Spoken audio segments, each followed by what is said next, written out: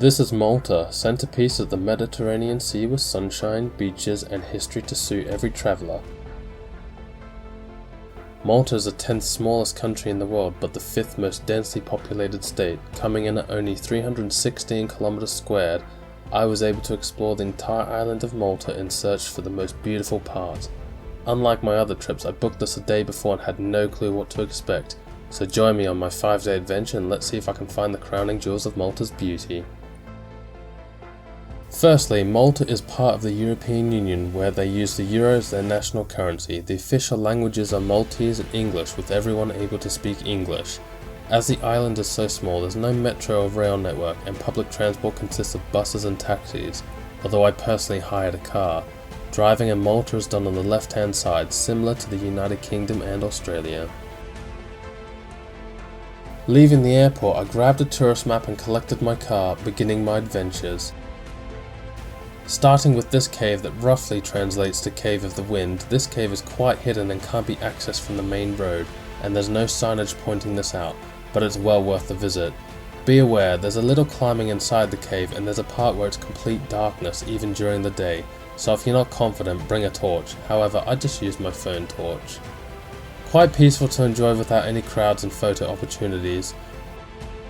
Continuing to another cave, the Gardelem cave consists of a museum with prehistoric art, human remains and Ice Age artifacts dating back 500,000 years. It's quite a short stop and the place isn't large, but it's well worth the €6.50 fee if you're interested in these types of things.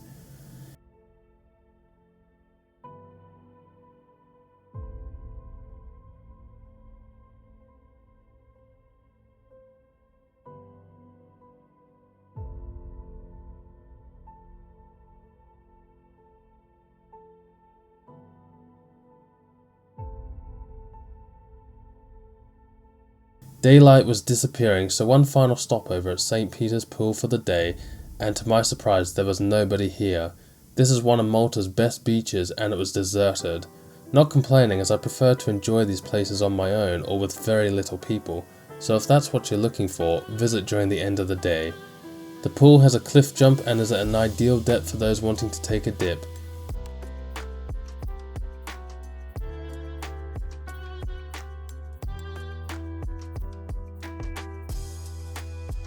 On my way to the hotel in Valletta, I noticed a Chinese garden and had to stop and have a look.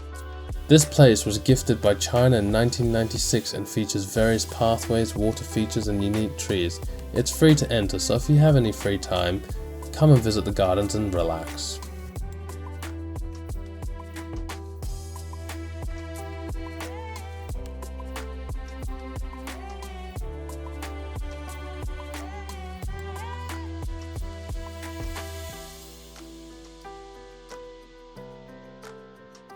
Day 2 saw me exploring the UNESCO heritage city of Valletta, the capital of Malta.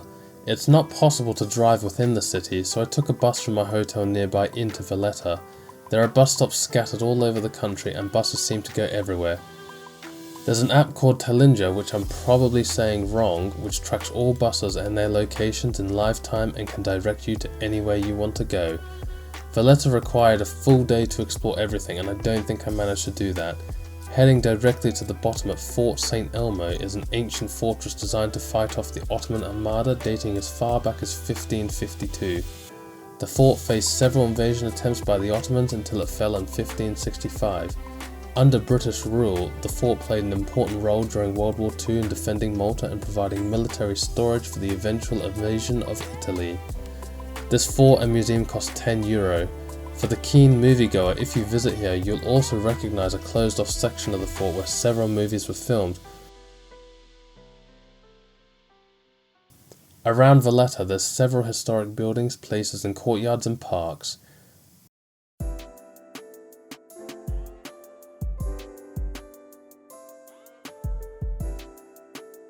As I was conscious of time, I left Valletta and drove through Mosta and onto Melliha.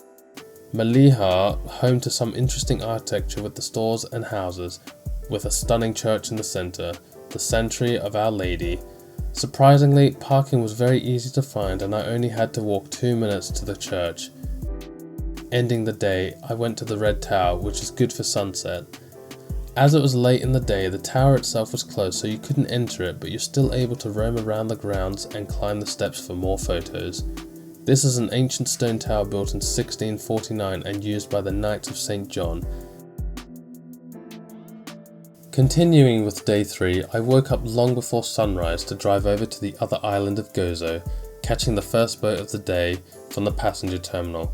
It costs €15.70 return if you're driving, and €4.65 if you're travelling just by foot. If you're travelling by car, you don't have to pay any fare until your return trip, and if you're travelling on foot, you pay at the terminal over on Gozo. The trip itself takes around 20 minutes across the Gozo Channel, and an additional 10 minutes each side to fill the boat with vehicles and empty the boat, so you're looking at around 40 minutes. Once over at Gozo, there was no time to waste as I wanted to watch the sunrise at the famous Salt Pans, which according to a local on the main island told me was the best spot in all of Malta to see a sunrise. It's a 25-minute drive from Gozo Terminal to the Salt Pans on the other side of the island, and despite the cloudy start to the day, the sunrise was still beautiful. The Salt Pans provide a gorgeous place to walk along the ocean and see a fascinating piece of history that's still undertaken to this day. As soon as the sun was up, it was time to move on to the next place, which offered a rocky coastal gorge with a turquoise river, where you can swim, snorkel and hike all around. I did hike to the bottom for a closer look, but with the sun just rising, the water was far too cold for me to enter, so I continued with my journey to the next place, known as the Window. There's a car park at the top and there's a pathway down the cliffside in the gorge for an alternative viewpoint. It's just a natural rock formation because of erosion of rocks, but it's still pretty cool to see. I took many more stops during the day, such as the Roman Catholic Basilica, covered a neo-romantic architecture and views of the ocean in the distance. It's completely free to enter and roam around, although there is a lack of parking. Following this was the Duerja Tower. Malta and Gozo appear to be covered in these watchtowers dating back to 1652 as watchtowers against invaders, manned by the Knights of St. John. I chose to visit this tower over any of the others as this is one of the highest points with the best views into the ocean and surrounding cliffs. 10 minutes down the road, I arrived in Victoria, the main city of Gozo, to visit the ancient fortified city known as the Cittadella. With its military-inspired architecture and distinctive skyline with views in every direction of the island. The Citadel is incredible and you can easily spend a few hours within its walls visiting all the buildings, temples, lookouts and courtyards. The Citadel itself is free to enter, however there is a visitor centre below which costs €5 and includes an interactive film and access to additional buildings within the Citadel that are otherwise closed off. After I finished with Victoria, I headed over to the Archaeological Park Complex, a UNESCO heritage site due to its structures built between 3600 BC and 3200 BC, making these almost 5,000 years old. These are considered to be older than the pyramids of Egypt and the oldest standing structures still around today. Visiting these ruins will set you back €10, but it's well worth it. There's no crowds and it's very quiet and peaceful away from the main noises of the road and the city.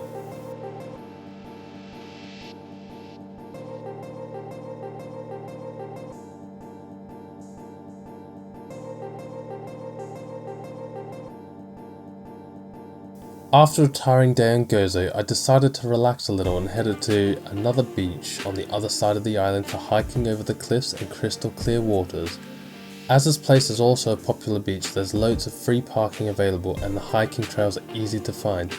If you take the trail to the tower, it's an extremely steep incline starting with slippery rocks straight into the ocean, so be very careful here, although the descent was far harder than the climb. The views from here look over the bay and into the ocean. As with the other locations I've been to so far, there's a bus stop right at the beach. The day was ending and I headed to my hotel in Rabat, although I took a quick stop at the Victoria Lines, which is an extensive 19th century British fortification wall that spans the entire island and is now a walking route. I didn't go too far as I was tired, but these walls were impressive. The track itself is covered in stones all over, so make sure to bring hiking shoes. There's a free car park here and the nearest bus stop is a 6-minute walk down the road. I found myself in Rabat on day 5 visiting the Medina Old City Fortress, offering peaceful squares and beautiful churches. If you're on the outer walls, you'll be treated to panoramic views of the entire island in all directions due to the city's height on top of a hill. It is considered to be the highest point in all of Malta. The entire city fortress can be explored within an hour, although I'd recommend taking your time here.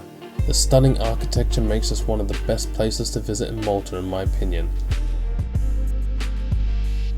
After roaming around the rest of Rabat, I headed to my final destination, the Blue Grotto of Malta, said to be the most beautiful place of the entire island.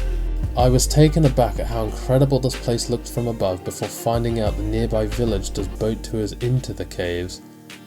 The boat tour cost €10 for a 20-minute journey, although I think we got lucky as it was downtime and we got closer to 30 minutes, with our guide taking us through the caves twice and allowing people on both sides of the boat to view everything. Money well spent in my opinion. Now, I wanted to find the most beautiful place in Malta, and while everything I visited was in its own unique place, for me, I'd have to say it's a tie between the sunrise at the Salt Pans and the Blue Grotto. Let me know in the comments what you think the most beautiful place was.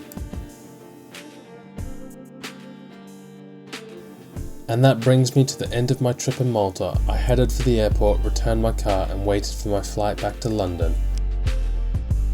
As with all my trips, here's a breakdown of costs that I had over 5 days.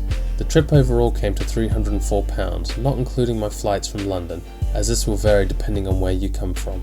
Accommodation totaled £86, car hire and petrol for 5 days totaled £68, food came to £72, with attractions coming to £30, public transport, which includes the bus to and from Valletta and my hotel, as well as the boat to Gozo and back, was £17.70, and everything else coming to £12.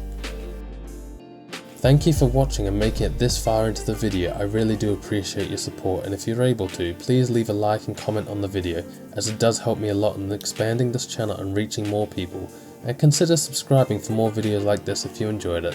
Thank you and see you next time.